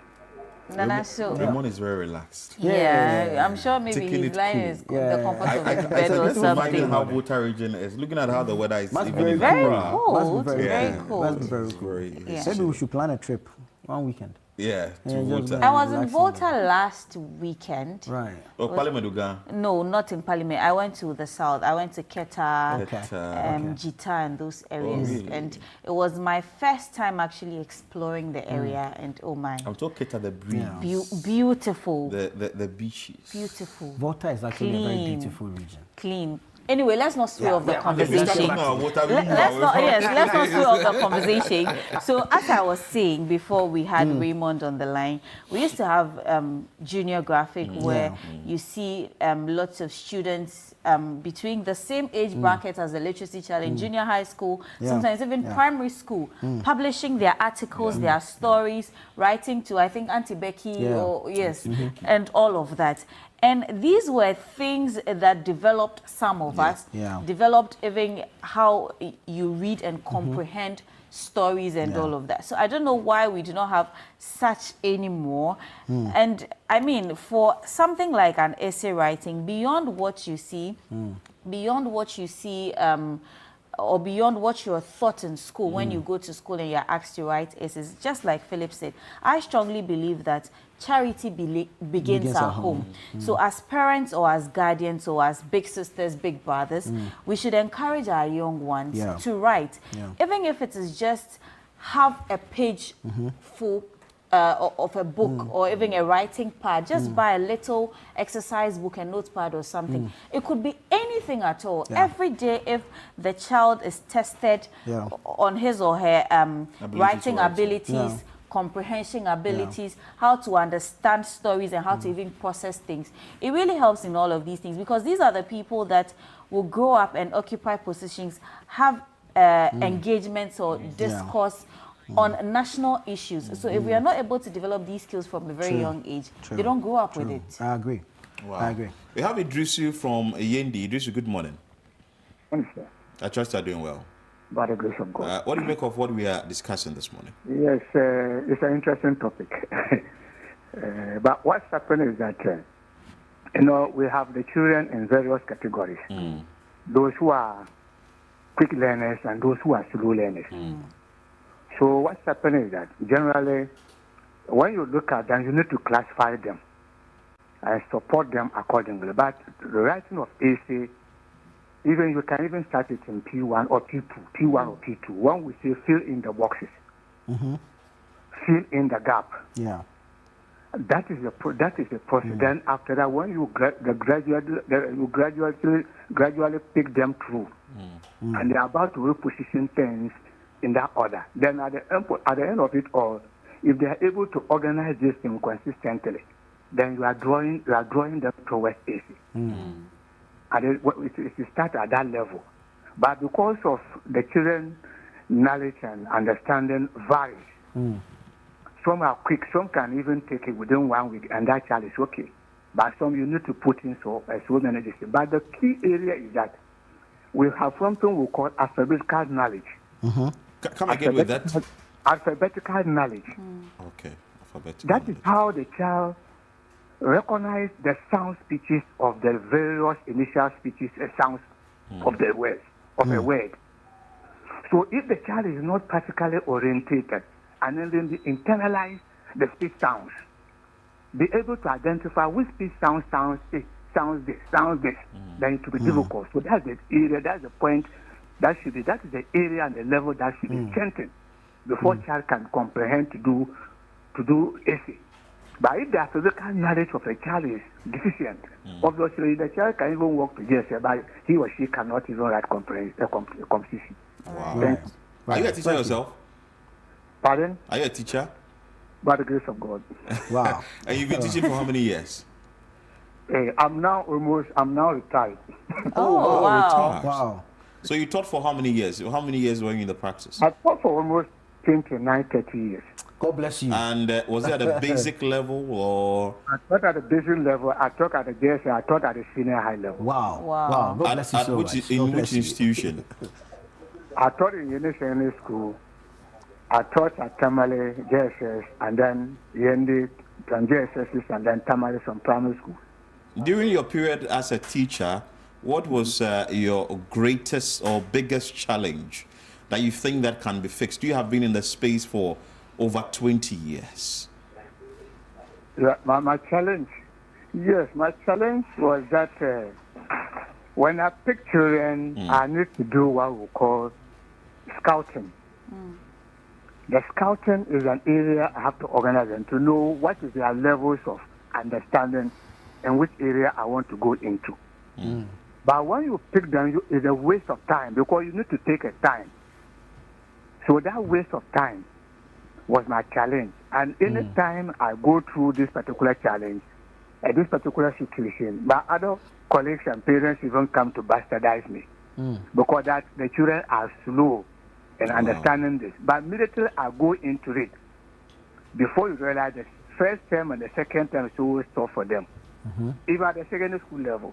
But immediately the third term going onwards, the children pick up. So my problem is the classification and then understanding their learning levels. If you don't understand their learning levels and just receive them, you don't study them, you don't make this kind of classification, then you can't do otherwise. And it takes a time for you to build them, understand them, and then continue. Oh, that's a lot of work. Wow. Yeah, that's a lot of commitment and dedication as well. Pardon? There's a lot of commitment and dedication as well. Oh, yes, yes. Yeah. Yes. Okay, thank you so much for your time. We are grateful. At least been doing this for about 20 years. Teachers are amazing. Yeah, and he's been able to explain what has to be done. Exactly. He's broken it down for us. Broken it down. Understanding. So you see, such a person, he understands it. Exactly. And he's able to organize extra classes for pupils or students. Philip, then the truth is that if you as a parent, you make it, you dedicate yourself to be part of your child's education, you understand some of these things. You see, I do it, and so now I'm even aware of something called OWOP. Oh, okay. Our people. It's actually a curriculum in their education. And it gives you, it's like more like an all-round tuition to help you grow into a better person. So it looks like an integration of what we had as social studies and science. But it gives you an appreciation of your surroundings, your natural environments as well. So there's a bit of history in there. They are looking at who the first president of Ghana.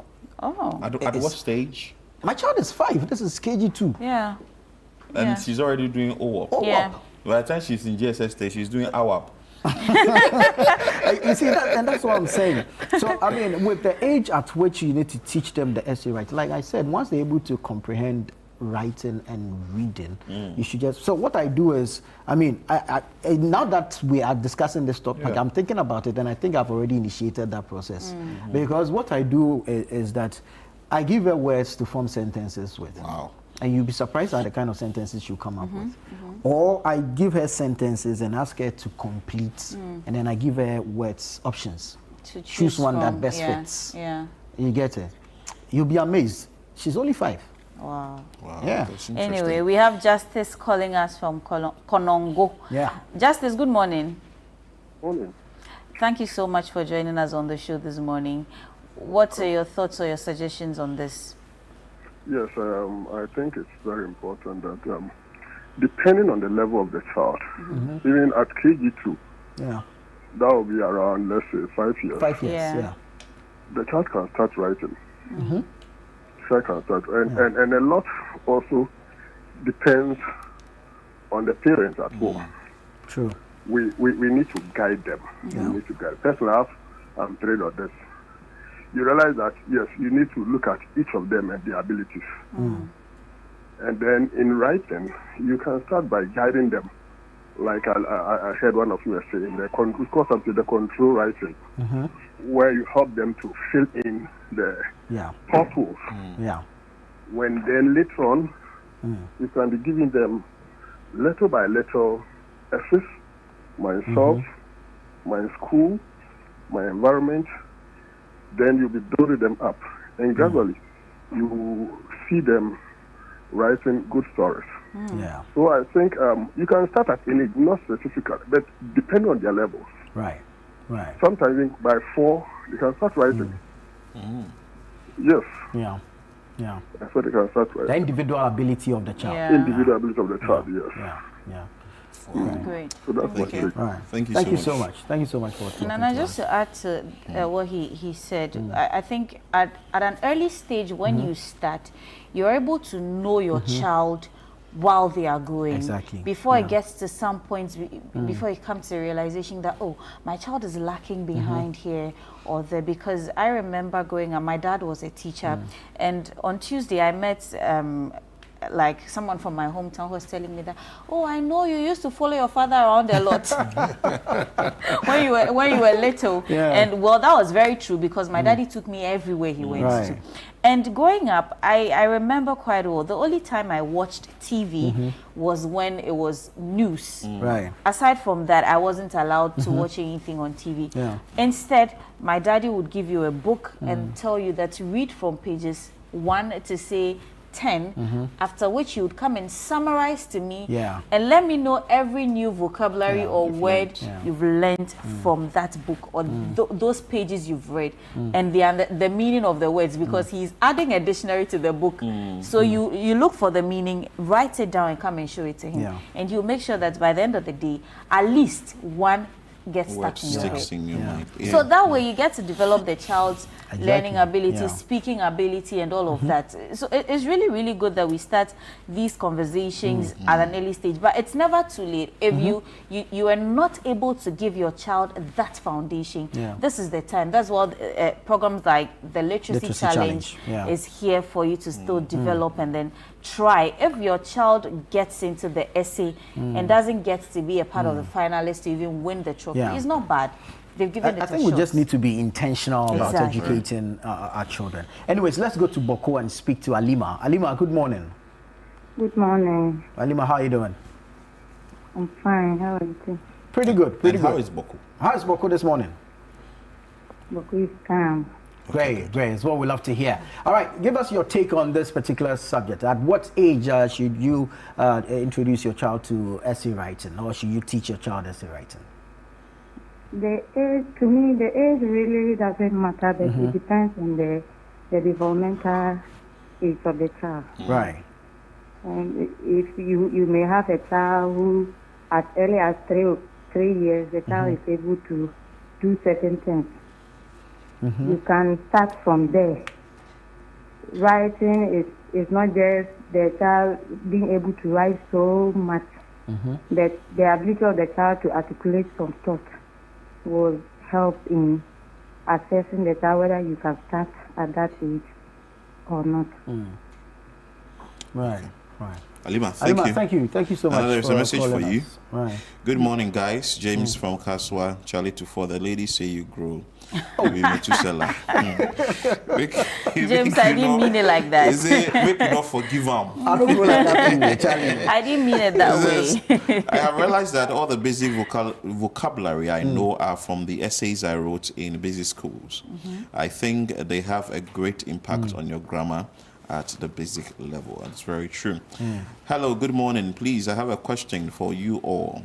As you were all talking about early good foundations in education, but how is the good foundation being linked to our socio-economic environment by training their minds to accept our environment and how to change the mindset even from early stages? Thank you, Gabi from Inketia. I really don't understand the question.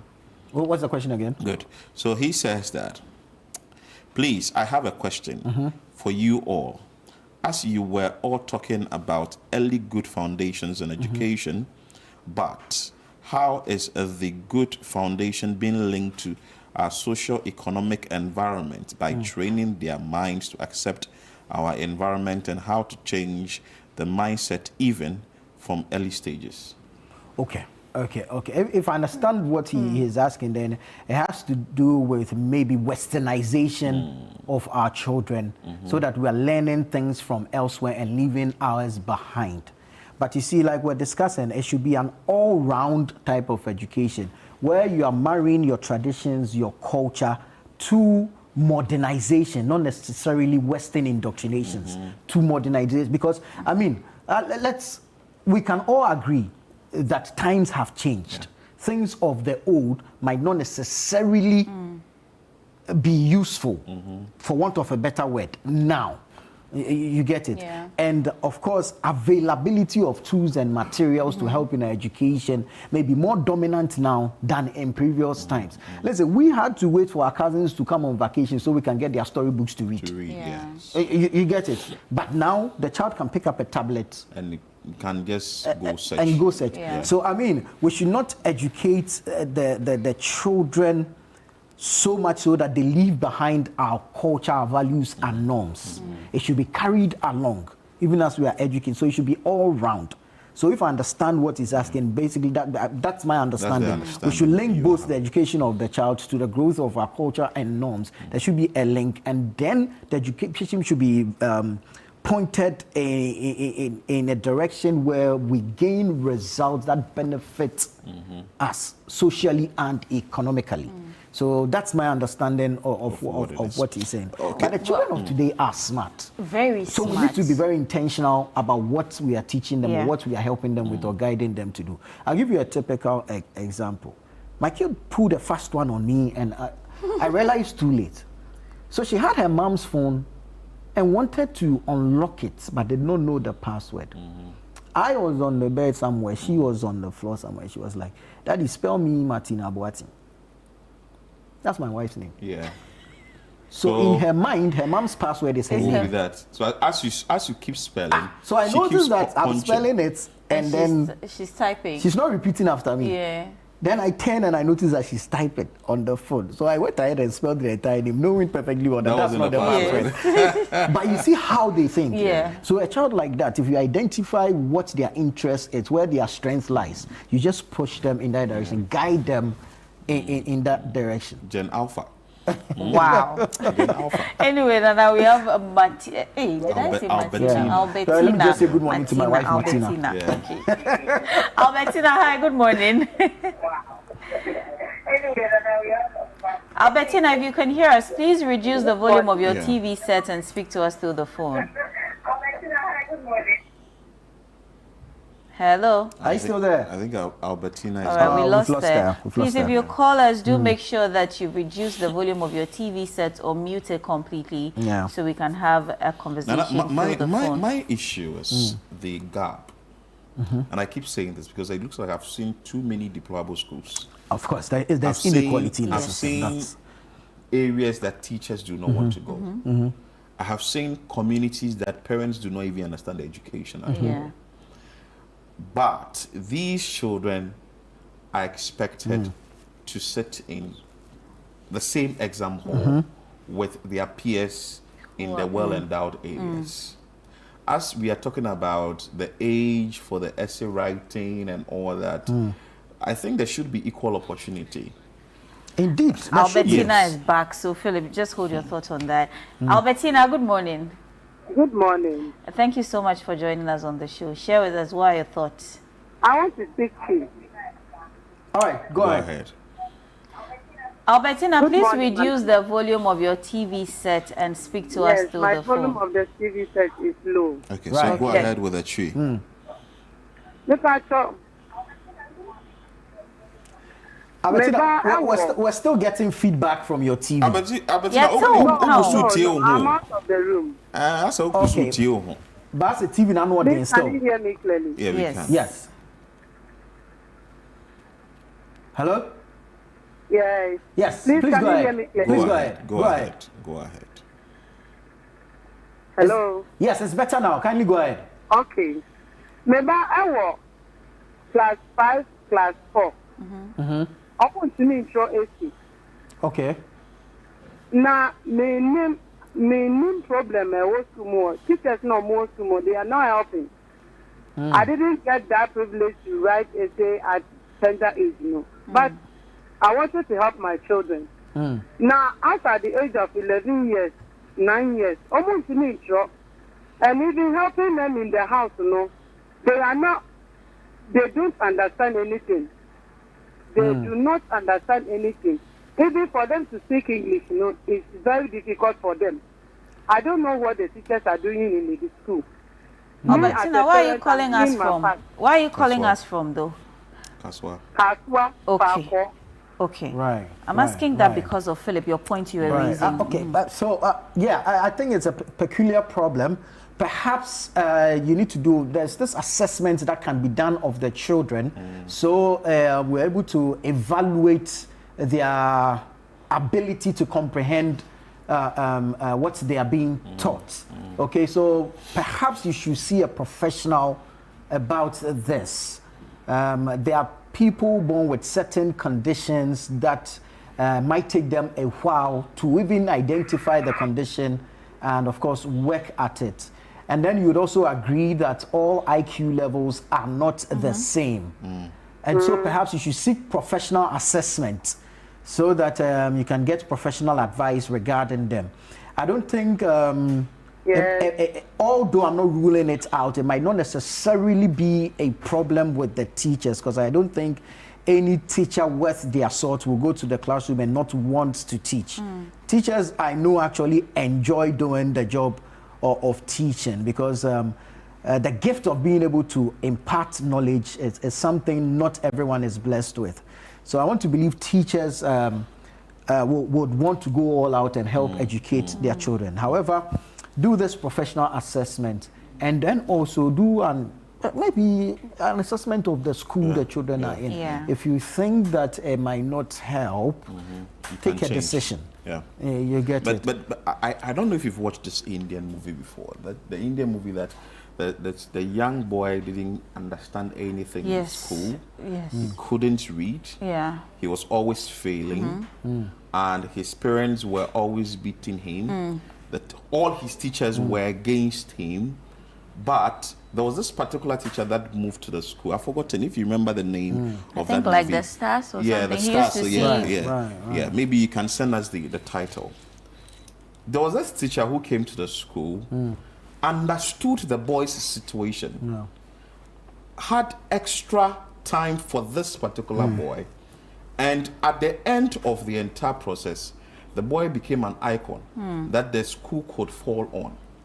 So like this lady just called, if you are able to identify the problem, what really the child is going through, because not every child will have the same reading capability, the writing capabilities and all that. And it also depends on your upbringing, where you started from and all those things. But if you are able to pay attention to the child, you get to understand the child, you get to provide the needed support. That's why I was suggesting the professional assessment, because there's something called dyslexia.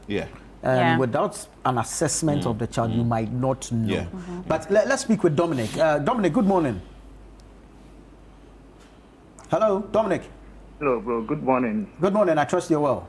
I'm good. Good stuff. Good stuff. Yeah, we're good. We're good in here. Talk to us. At what age do you think we should be teaching our children essay writing? Yeah, I called in. A lady just called about the child being classes or something. Right, the challenge the child is having. Yeah. I was surprised. I'm having the same other problem with my kids. My niece in Kumasi. Right. Yes, they came. I spent a whole lot of time with them, and I realized the same. When you mentioned that it's peculiar to what's the name, a child, I was alarmed, because when I called the school, it seems to be a whole set of problems in the school. So I'm wondering how this could be a peculiar to. Right. There's a condition known as dyslexia. I am not saying this child has it, but that's what I'm suggesting, a professional assessment. So that it will be either verified, confirmed, or otherwise. But if the child is growing at a certain age and the ability to comprehend is not matching same, then perhaps there should be a special treatment for this child and should not be treated as a general case. Yeah. Maybe special attention should be given to this child so we can help them, if not catch up, at least make some appreciable, developments regarding their educational performance. So maybe we should pay special attention to these children. Because if all others, say around age 11, are able to read right, are able to comprehend what they are reading, are able to string words together in an essay, but there's one out of the lot that is unable to do so, we cannot rule them out. We need to pay special attention to this child and to bring them along. You see, we should not be leaving anyone behind if we're looking to build the nation that we want. Remember that, our biggest resources are human resources. And so, let's pay special attention to these children. Maybe if we have the resources, then we can organize maybe extra classes, special classes. I was actually doing extra classes. My parents really had this thing that you need to do extra classes. So I closed from school around 3, 4. Then my teacher is already home for the extra classes. So by 4 to 6, we are done. We tend to treat topics ahead, or we get the knowledge ahead. So by the time you get to the classroom, you quite understand what the teacher is saying. So Dominic, maybe, just maybe, let's pay special attention to this child. And let's do an assessment of the school and how they teach. Okay, maybe there's a special way to teach this particular child. And then so let's do that assessment, and then based on the advice of the professionals, we'll know what to do. Yeah, Nana. Yes, sir. I understand you, but I as I mentioned, I was alarmed when I did a check and I realized it's a pool of children in the school. Not this is not okay. So this is not one student. So that means the problem is different. This is more of a generalized issue within the school. It might be how the teachers are teaching. Maybe the method.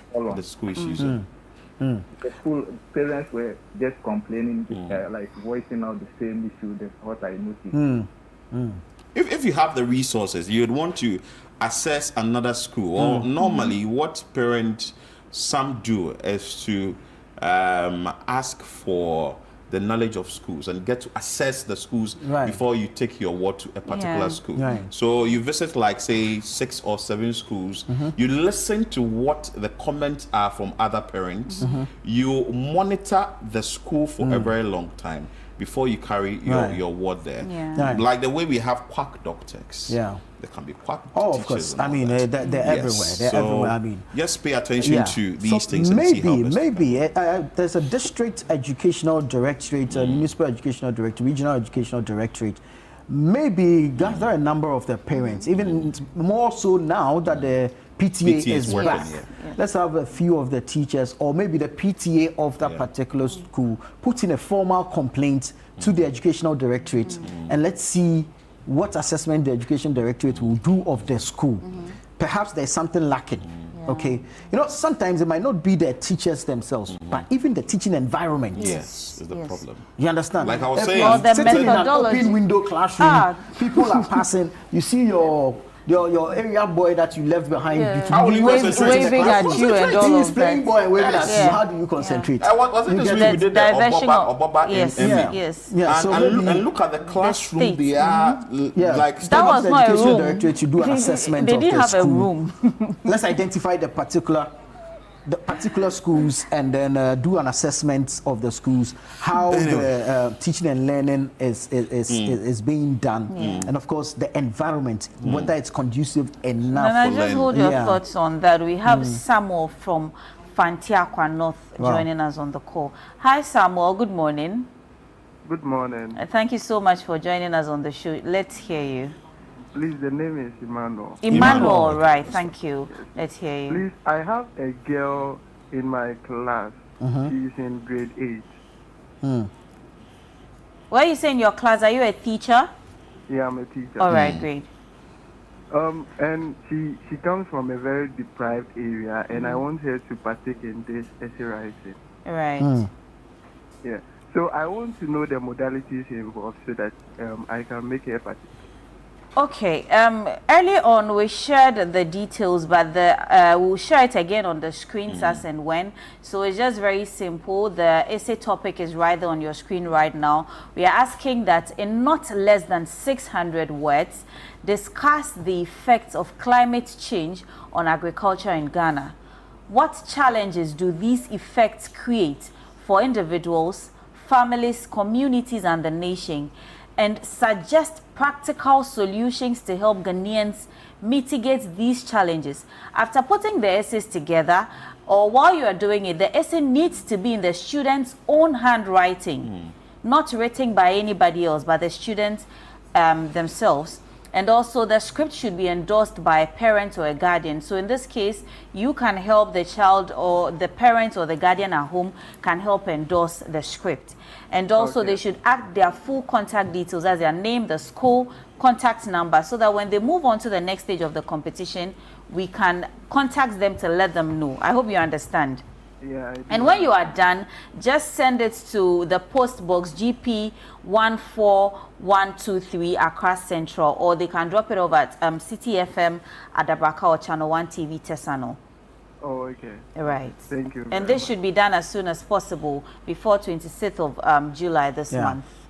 Okay. All right. Thank you very much. You're welcome. There is a message here says that hello, Nathaniel from Adanse Meduma, if I got the name right. Adanse Meduma.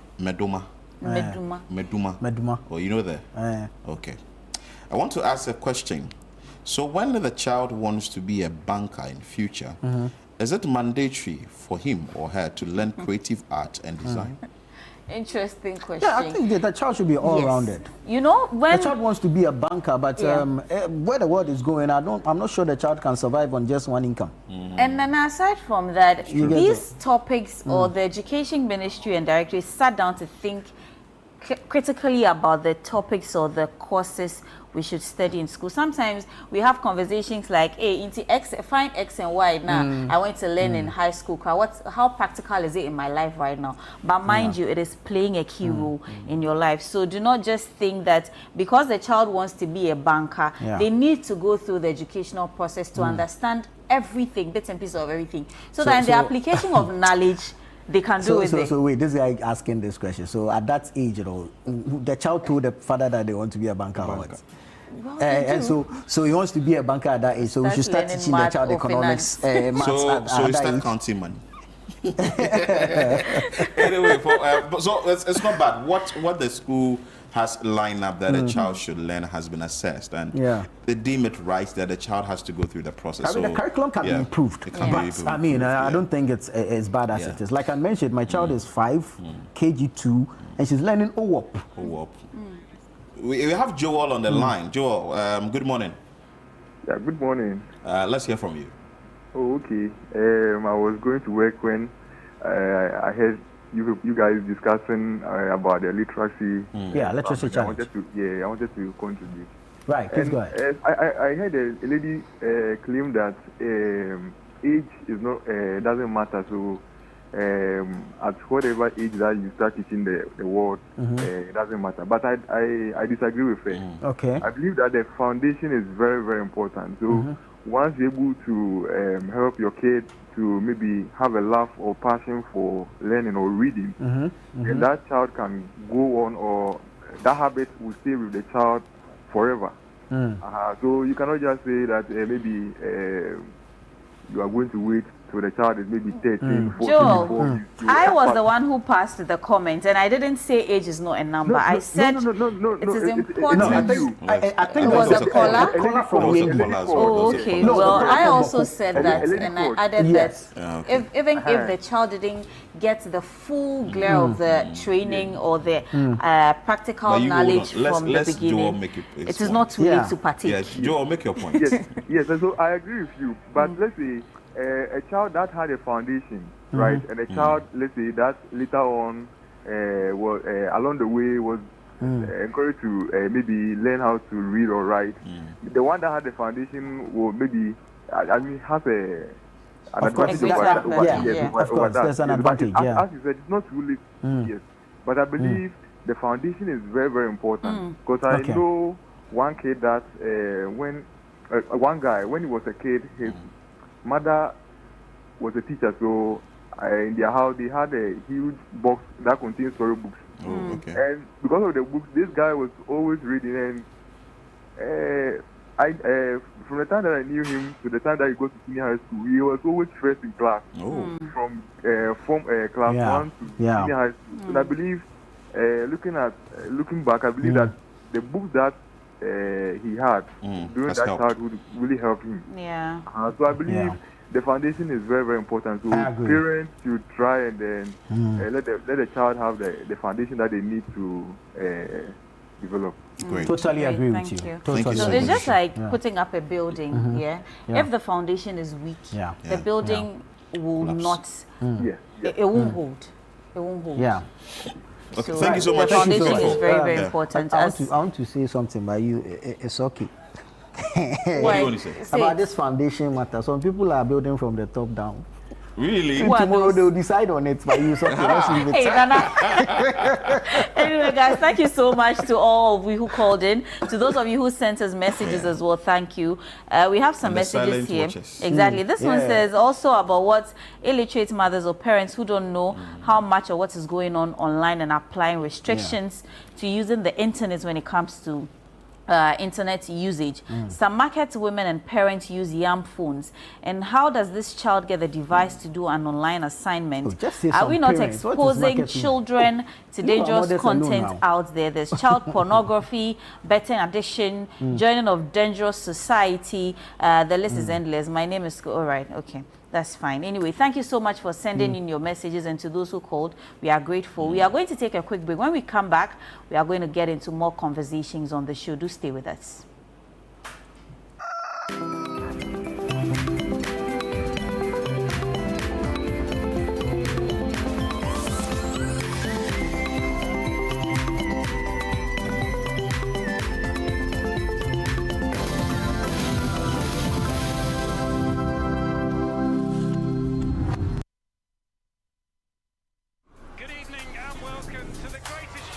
This is a people's game. They will be bubbling about this one for weeks and months to come. Let's go!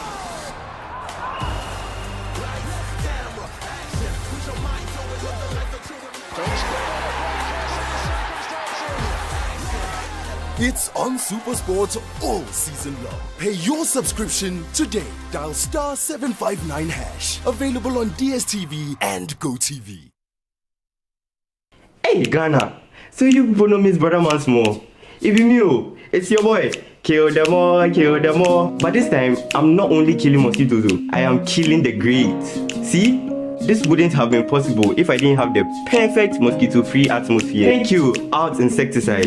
And yeah, Out Mosquito Coil. For a mosquito-free atmosphere, trust Out to... You are not serious. Out Insecticide. So ya boa, faha. If I can complete a marathon, then I can overcome any situation that comes my way. Register now for the ABSA Black Star Marathon, because your story matters. No matter how far you run away, you always come back to where you started.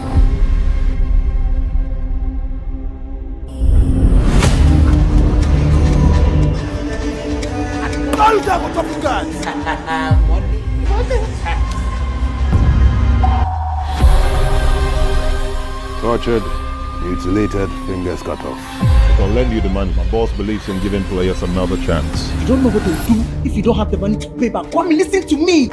Sir, it's done. Good. 1 week, that is all you got to pay up. You've been gambling. Again. Unfortunately, we're still chasing shadows. He's clearing the board to make way for something bigger. How could you do this to us, God?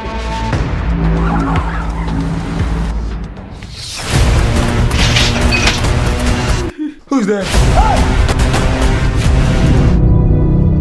I can fix this. Where politics meets power, where the tough questions are asked, welcome to Face to Face.